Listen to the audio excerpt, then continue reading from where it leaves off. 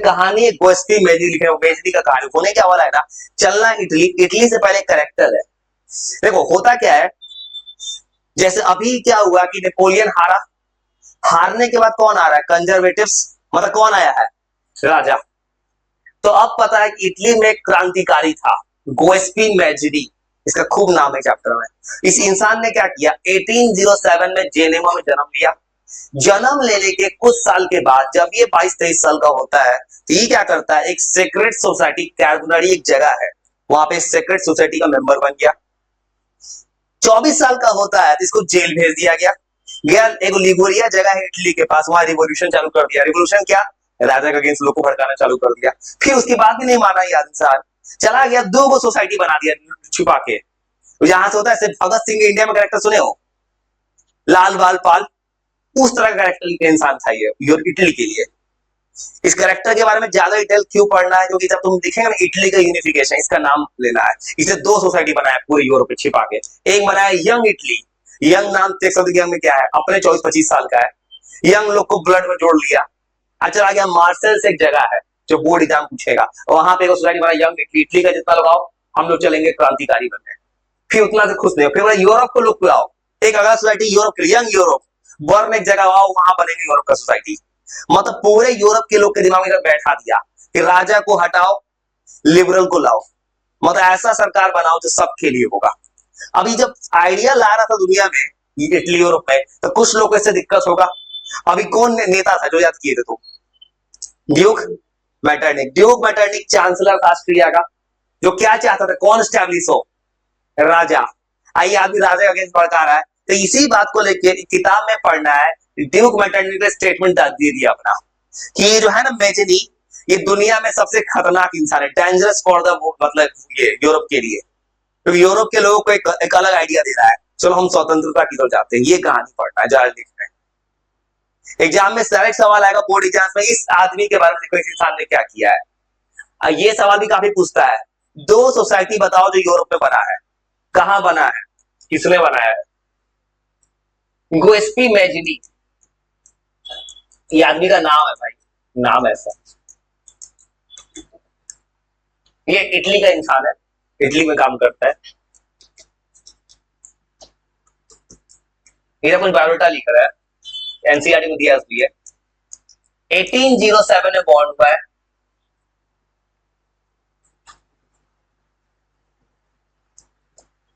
इन Geneva.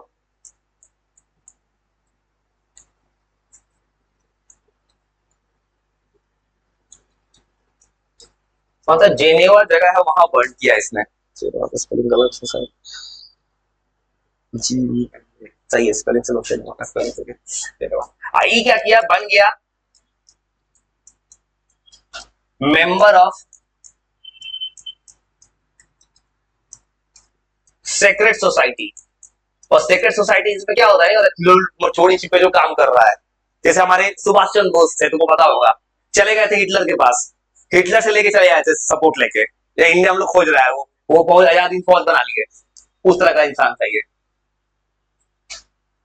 Act Carbonari, ये कुछ नाम लिखा है एनसीईआरटी किताब में, इसको जेल भेजा गया, इसको कुछ बायोडाटा लिखा है किताब में। He was sent to exile, और जेल को किताब ने एक्साइल लिखा है। एक्साइल मतलब होता है किसी को होता है ये कर देना, नजर बंद कर दो, क्या बहुत ज्यादा खुफिया काम कर रहा है। एक्साइल में कब भेजा गया, जेल में 1831 में, 24 साल की एज में ही चला गया जेल में।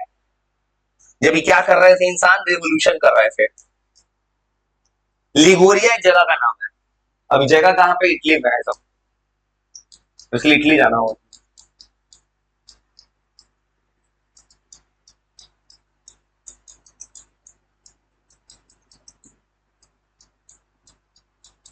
ऐसा कुछ बायोडाटा लिख दिया इसमें इस इंसान के बारे में। सबसे मेन बोर्ड एग्जाम के लिए है इसका सेक्रेट सोसाइटी।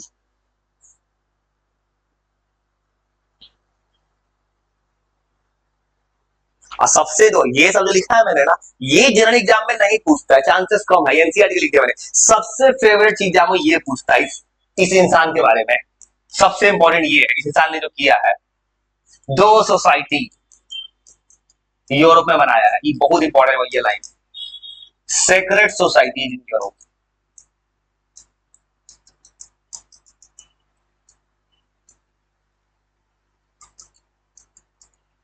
पूछेगा सेक्रेट सोसाइटी कौन, क्या नाम था उसका, कहां बना है।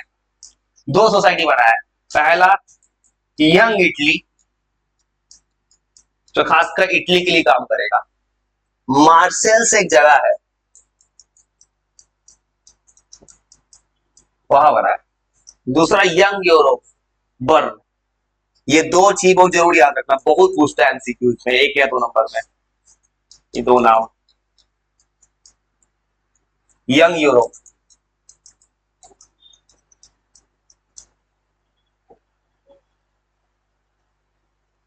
अब फिर एक स्टेटमेंट लिखना है, बर्न। हेलो, स्टेटमेंट ये लिखना है कि किताब में लिखा है, इस इंसान को, इस इंसान ये सोचता था ना कि भगवान ने बनाया है, गॉड का इंटेंडेंट है कि कोई भी कंट्री नेशन स्टेट बन सकता है, मतलब कोई भी कंट्री दुनिया में आजाद हो सकता है, इसका ये सोच था। मैथिली ये सोचता था, मेजनी जी का थॉट ये था।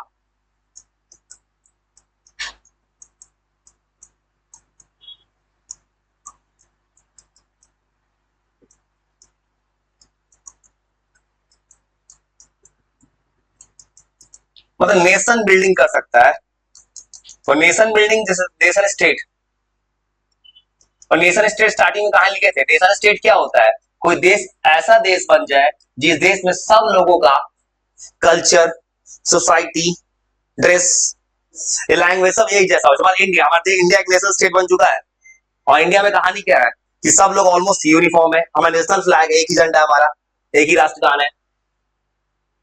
और ये एक लाइन से खूब सवाल पूछता है, एक और लाइन से खूब सवाल पूछता है बोर्ड में, ये कौन बोला, पूछता है एग्जाम में, केस स्टडी लाइन, कौन बोला है, किसके लिए बोला है और क्यों बोला है।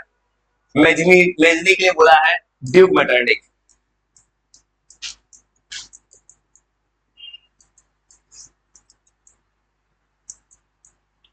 कंसीडर्ड किया है Mazzini as the most dangerous person in our society, Europe के रूप में सबसे डेंजरस माना है इसको।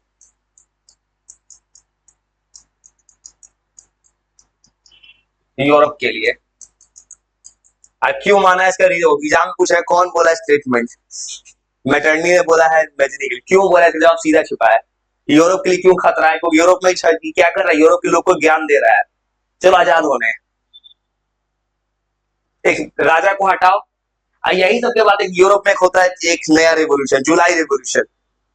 जुलाई में एक रेवोल्यूशन हो, तुम 9th पढ़ के आए हो, जुलाई में कुछ हुआ था, वही को जुलाई रेवोल्यूशन।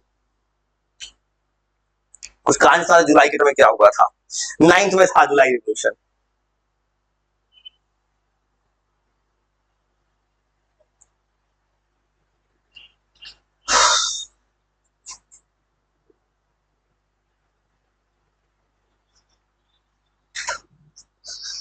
और जुलाई में रेवोल्यूशन जो है, अभी तक कहानी क्या चल रहा है, ये 1830s के टाइम का कहानी चल रहा है। एक इंसान है यूरोप में दंगा फैलाने की कोशिश कर रहा है, अब इस दंगे का असर होना चालू होगा, और सारा असर पहले कहां से होगा, किस कंट्री से, फ्रांस से। वहीं से एक नया कोटेशन आएगा इसका, वो कहानी जो जुलाई का समय था, 9th क्लास तुम पढ़े हो, 1830 में जुलाई में एक रेवोल्यूशन होता है, जिस रेवोल्यूशन में राजा को हटाया गया।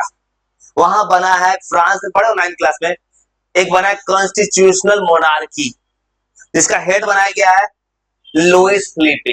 याद है कहा 9th क्लास में, पहले जो राजा तो लुइस 16 वो नहीं मान रहा था, तो लोगों ने बास्टाइल पे अटैक किया था जेल पे। उसके बाद डिसाइड किया कि राजा तुम बनोगे राजा, लेकिन तुम्हारे पास होगा कॉन्स्टिट्यूएंट असेंबली, तुमको एडवाइस देने वाला लोग होगा, तुम उसका बात मानना होगा। उसी को बनाया कॉन्स्टिट्यूशनल मोनार्की, मतलब राजा नाम का है, काम कोई और कर रहा है। और इस रिवोल्यूशन के बाद क्या होता है, पूरे यूरोप में क्रांति फैलना चालू हो गया। उसी का एक रिजल्ट दिखा है किताब ने, इस जुलाई के समय रिवोल्यूशन हुआ, उसके बाद क्या हुआ है, ब्रूसेल्स, ब्रूसेल्स तुम पढ़ चुके हैं, किसका कैपिटल है? बेल्जियम। ब्रूसेल्स जाके यूनाइटेड किंगडम ऑफ नीदरलैंड अलग हो गया, फिर वहां भी रिवोल्ट चालू हो गया। इसी बात को देखिए मैटर्नी को फिर एक बार स्टेटमेंट देने का मन किया, बोलता है कि यूरोप ने को ठंडा लगा है फ्रांस के कारण, क्योंकि फ्रांस से क्रांति शुरू हुआ, यूरोप में पहुंच गया। When France sneezes Europe catches cold, ये स्टेटमेंट यही है किताब का भाई। ये सब बोर्ड है पूछता है, जो लिख रहा है भाई बोर्ड क्यों लिख रहा है इतना। जुलाई रेवोल्यूशन, ये 9th में भी था, और 9th में एक टॉपिक था एनसीईआरटी में, एज और रिवोल्यूशन, जहां पे आया था हीरो रॉबिन स्पेयर।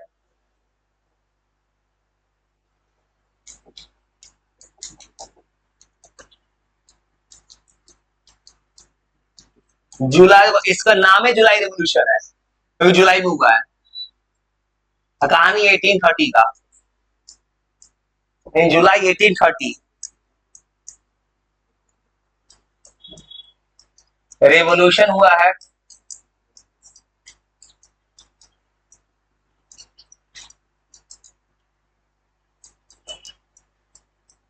और इस रेवोल्यूशन के बाद राजा का पावर सीज किया गया है। पहले राजा जो बोलता था वही करना, अब राजा का पावर सीज हुआ है। मतलब इस रिवोल्यूशन के बाद इसने रिड्यूस कर दिया है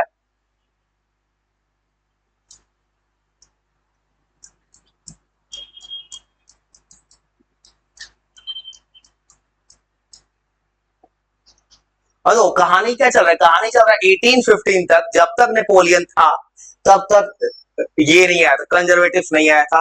नेपोलियन मरा 1815 में, 15 साल यूरोप में पूरा रहा है कंजर्वेटिव्स। अब 1830 के बाद कहानी उल्टेगा, अब आएगा लिबरल्स, जहां सबको इक्वलिटी मिलना चालू होगा।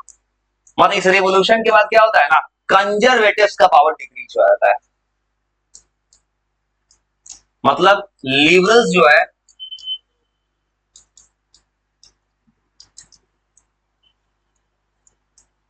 और लिबरल्स पावर में तो 9th में पढ़ चुके, 9th में था active citizen passive citizen, 9th class में था। 21 साल से ऊपर जो था उसको वोट देने का अधिकार दे दिया गया था। कन्स्टिट्यूशनल मोनार्की वही हुआ इस कहानी में, इस कहानी में वही हुआ है।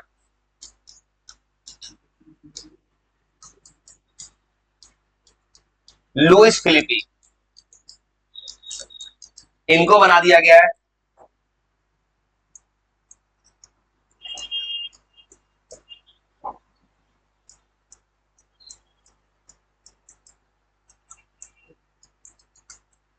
Constitutional monarchy. मतलब राजा है, चलो ब्रिटेन में कॉन्स्टिट्यूशनल मोनार्की है इस वक्त, ब्रिटेन के राजकुमार भी हैं, लेकिन वो पावर में नहीं रहते हैं। उनको मतलब उनको देश नहीं चलाना है, सम्मान पूरा मिलता है राजकुमार को। मोनार्की को इसको बना दिया गया, लुइस फिलिपी को हेड बना दिया गया। उसके बाद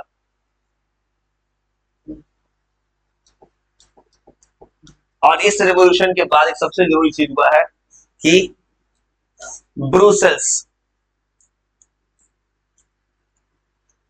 जो बहुत पहले पढ़ चुके हैं कहानी, जो बेल्जियम का कैपिटल है, पावर सेविंग चैप्टर में था, ये इंडिपेंडेंट हो गया।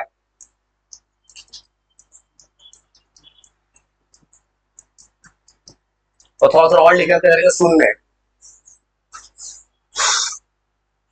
From the United Kingdoms of Netherland. और यूनाइटेड किंगडम नीदरलैंड मतलब नीदरलैंड उस जमाने में कोई बड़ा सा ये राजा के कंट्रोल में था, राजा से ही आजाद हो गए ब्रूसेल्स, वहां के लोगों ने आजादी पा लिया। थोड़ा और कहानी लिखना है, जितना भी लिखना है सुनना है। नीदरलैंड, और एक फेमस कोट इसी के बाद आया है, जिस समय कहानी 1830 में मेटरनिक फिर एक बात बोल दिया, ड्यूक मेटरनिक, इसी वक्त मेटरनिक ने एक रिमार्क दिया है जुलाई के समय में। ये भी एग्जाम में खूब पूछता है। पूछता है एग्जाम में, ये बात कौन बोला था, किस कारण से बोला था, ये भी चालू बोर्ड पूछ चुका है। When France sneezes, फ्रांस छींकता है, then Europe catches cold.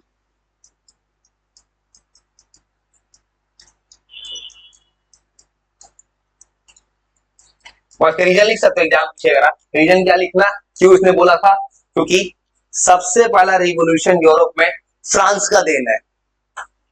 इस कहानी में दिख रहा है, फ्रांस से झगड़ा चालू हुआ, यूरोप में आजादी मिल गया। अब चलते आगे, हंगर। और थोड़ा सा लिखो तो फिर चलता और लिखना है, जितना लिखना है तुमसे सुनना है कहानी।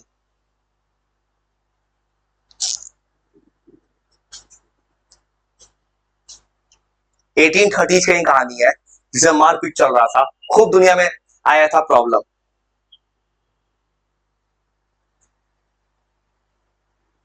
अनएम्प्लॉयमेंट पीक पे था।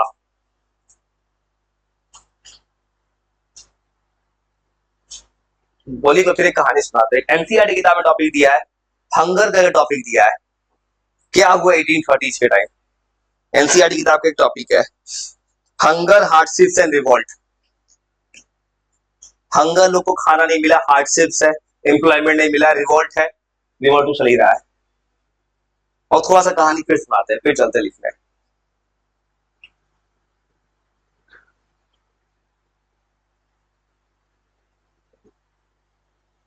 अब कहानी क्या हुई, क्या लिखे हैं कहानी में, 1830 के टाइम पूरे यूरोप में दंगा चल रहा है।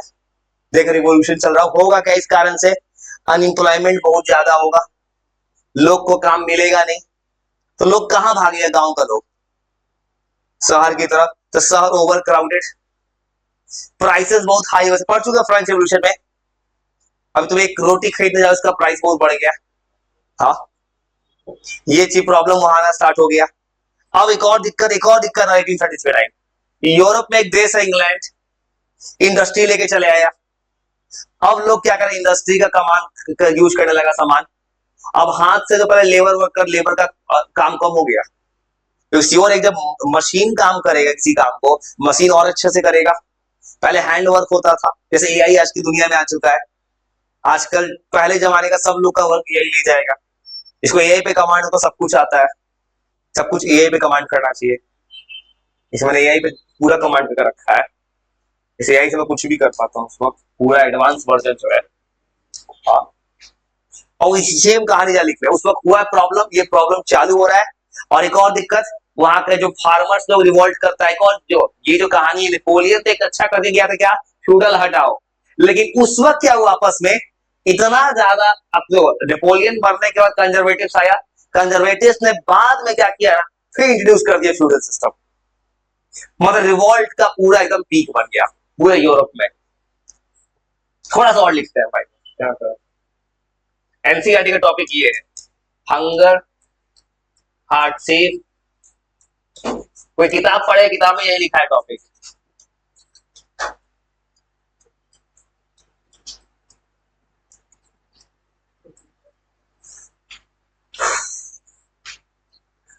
तो चलते कहानी लिखने थोड़ा और, बस आपकी जितना लिख देते हैं। ड्यूरिंग 1830, सारा प्रॉब्लम 1830 का है, 30 से 40 के बीच का कहानी है।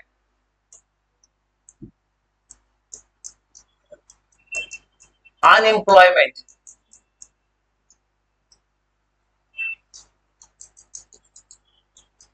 पूरे पीक पे था यूरोप में, आर्थिक मंदी चल रहा था पूरे यूरोप में। गुड्स का प्राइसेस आसमान छू रहा था।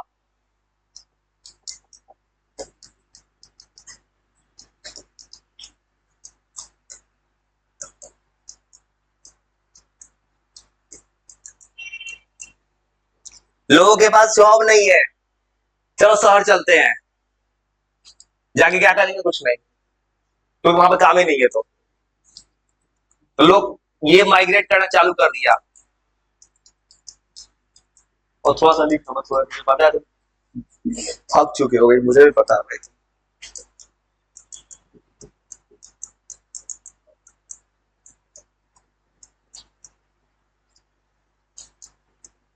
टाउन की तरफ बढ़ने लगा, शहर में जगह ही नहीं है, शहर में कोई जगह नहीं, टाउन सिटी सब भर गया।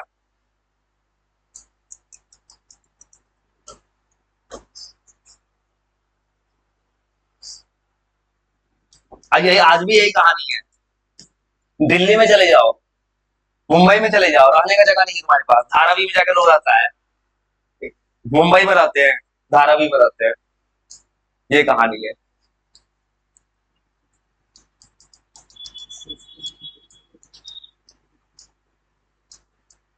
ओवर क्राउडेड है इस समय, प्रॉब्लम्स पीक पे। आईगोर इस प्रॉब्लम में आग का, आग में घी का काम कर दिया इंडस्ट्री आके, इंडस्ट्री और लोग का जॉब खा गया। जैसे एआई अभी खा जाएगा, आईटी इंडस्ट्री में, बहुत आईटी इंडस्ट्री में तैयारी करता है, लोग कंप्यूटर साइंस लेता है, कंप्यूटर साइंस का स्कोप आज से 4-5 साल बाद बिल्कुल ही नहीं है। तुम वेबसाइट कुछ बनाओगे, सब कुछ तो यही बना के दे देगा तुम्हारे सर बैठे। तुम पोस्टर डिजाइनिंग करोगे, जो एआई करके देगा, सिर्फ कौन करके देगा? किसी को पता हो मैं रोज कैसे बनाता हूँ? यही से बनाता हूँ पूरा। अभी तो इतना अलग अलग टाइप का बन जाता है, हमने सब यही बना देता है, अभी तो इतना सही तरीके से बन रहा है। किसी नॉर्मल इंसान को बोलते हैं फिजिकली, उसको टाइम लगता है, इसको बस इंस्ट्रक्शन देते हैं, 30 सेकंड, 10 या 5 सेकंड देता है, बस बना के तुरंत।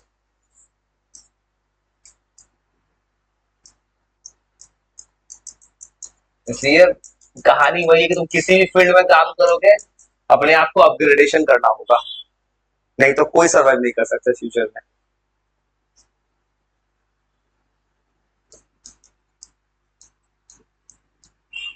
वो जो मैनुअल वर्कर्स था या हैंड वर्कर्स था, उनके लिए मुश्किल हो गया। बस यही कहानी था भाई। ये कहानी है यूरोप में क्या हुआ उस जमाने में। लोगों के पास कुछ नहीं है खाने को, खत्म कहां से, चैप्टर बड़ा है। देखो तभी पता है, मैंने 40% तक पहुंचा दिया है, 40-50% तक। भाई मैं लिख भी रहा हूँ चैप्टर को, लोग लिखता भी नहीं है। क्यों नहीं लिखता है? कहता है खत्म नहीं होगा।